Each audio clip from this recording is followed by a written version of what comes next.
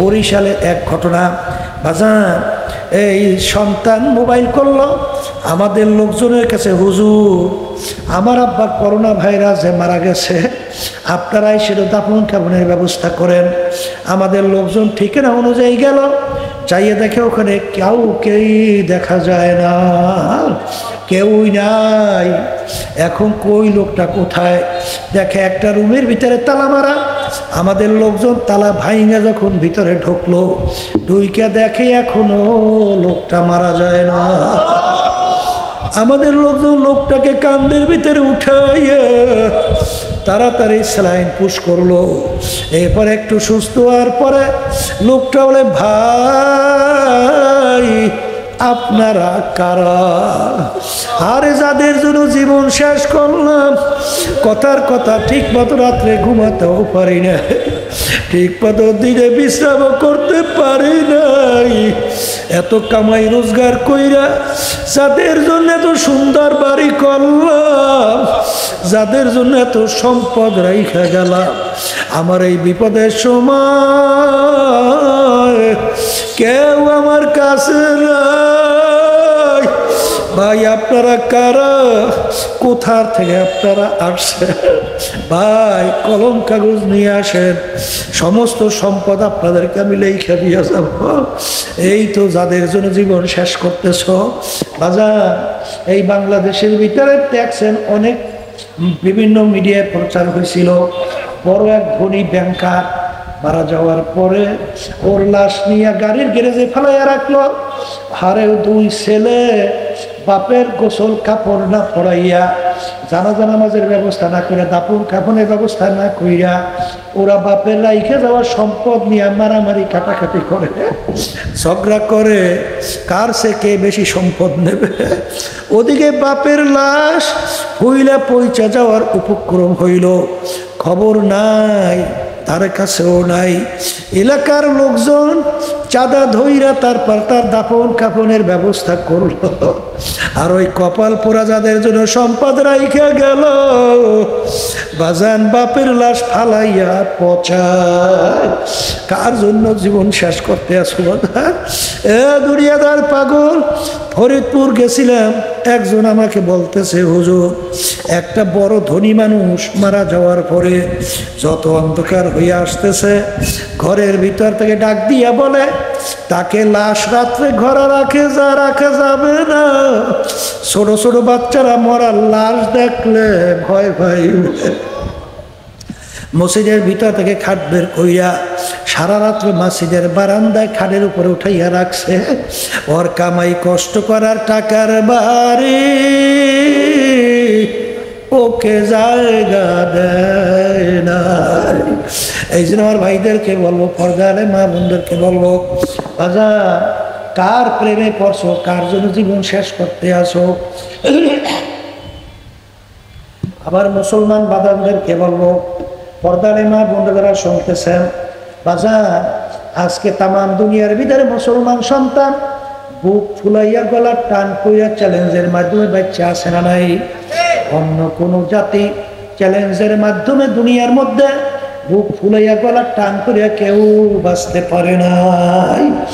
এ মুসলমান আমার বাবারা, হে কবরের যাত্রীরা, আরে বাজারে একদিন দুনিয়া থেকে বিদায় নিয়ে কবরে যাবা, আর কিন্তু কোনোদিন ফেরত আসা যায় না।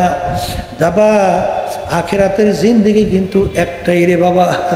এই দুনিয়ায় থাকা অবস্থায় বাজান নেক কামাই কইরা গুনার থেকে ফিরা চোখে পানি নিয়ে কলম নরম কইরা কবরে রওনা করা লাগবে। এই জন্য আমার ভাইদেরকে বলবো, পর্দা আলে মা বোনদেরকে বলবো, বাজার আমার মালিক যখন মাহফিলে নিয়ে আসছেন, আমার মাওলা বড় দয়ার মাওলা, আমার মাওলা বড় মায়ার মাওলা। আজকে যদি খালিস তওবা না করো, মুসলমানের ঘরে জন্মগ্রহণ কইরা খোদা না খাস্তা কিয়ামতের ময়দানে যদি জাহান্নামের শিকল হাতে পায় লাগে, আল্লাহ আপনি আমাকে আমাদের সবাইকে মাফ করে দিয়েন। আল্লাহ আপনি আমাদের সবাইকে মাফ করে দিয়েন। এর সে কপাল পোড়ার সারে জাহানে হইতে পারে না।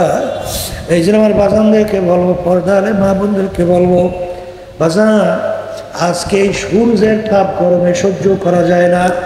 আজকে 9,30,00,000 মাইল দূরে সূর্য, সূর্যের দিকে তাপ উপরের দিকে, তাপ কম নিচের দিকে।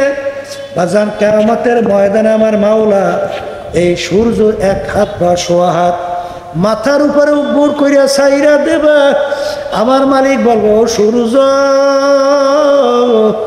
তোর ভিতরে যত তাপ আছে সারো, নাফরমান বুঝু আমি মাওলা কেমন।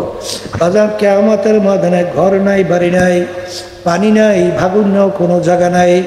সূর্যের তাপে নাফরমানদের তালুটা টাস টাস করে ফাইটা মগজগুলা ভাতের মতো উতলাইয়া বাইয়া বাইয়া পড়তে থাকবে।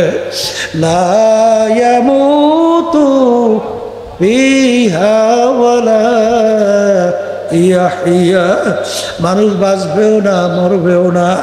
হে দুনিয়াদার পাগল আমার বাবারা, হে বড় লোক আমার বাবারা, হে শৌখিন আমার বাবারা, হে পর্দার আড়ালের মা বোনেরা, একটু দুনিয়ার আগুনে আঙ্গুল ঢুকাইয়া দেখো, কয় মিনিট কয় সেকেন্ড আগুনে আঙ্গুল রাখতে পারবা।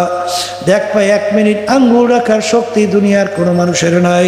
কিন্তু এ মুসলমান যারা ঈমান আনছ, বাজান আল্লাহ রসুল বলেন দুনিয়ার আগুনের চেয়ে 70 গুণ তেজের আগুন জাহান্নামের আগুন। ওই আগুনের ভিতরে কেমনে জল বা চিন্তা করে কবরে রওনা করো। বাজার আল্লাহ রব্বুল আলামিন জাহান্নামের আগুনের ব্যাপারে বলছেন, নারুল্লাহিল মুকাদাতুল্লাতি তাত্তালিউ আলাল আফইদা। জাহান্নামের আগুন এমন তেজের হবে, শরীরের যে কোনো জায়গায় লাগার সঙ্গে সঙ্গে ওই আগুন যাইয়ে কলিজা পর্যন্ত পয়সা যাবে। কবরের যাত্রীরা, আল্লাহ রাব্বুল আলামিন কুরআনুল কারীমের ভিতরে বলছেন, কুল্লামা নাদিজাত জুলুদুহুম